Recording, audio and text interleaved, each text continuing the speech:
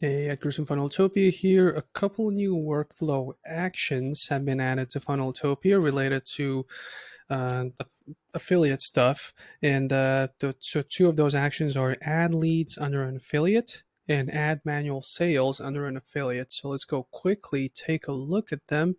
I just have some workflow open. And yeah, as I mentioned before, both of them are actions, not triggers. So yeah, don't mix those two up. And over here, let's just search for add. Where was it? Add leads. Add leads under an affiliate. That was the first one, right? And then you can pick a campaign and you can pick an affiliate, right? So that's the first one. And the second one is add manual sales under an affiliate. So let's do add manual sales for an affiliate, right? So this again, pick a campaign, pick an affiliate. Obviously, there's no affiliate for this campaign, but whoever is, there should be a list of affiliates under a campaign, and obviously you can put in a manual revenue, event date, all that stuff.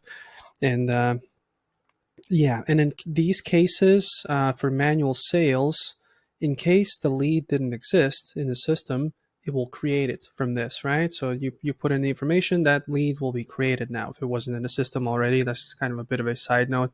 But yeah, real life use case could be something like, I don't know, a lead filling out a form, a calendar, or a survey, and then different branches can be created for different affiliates based on form replies. I don't know, probably something like with offline events as well, right? When it's kind of trickier to do all the affiliate stuff because it's not happening within the system.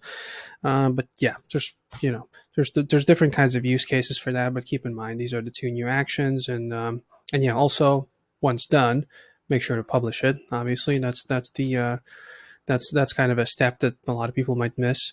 And yeah, that's under workflows. If you have any questions, then click on down below, 24/7 chat support. Let us know. We'll make sure to respond as quickly as possible.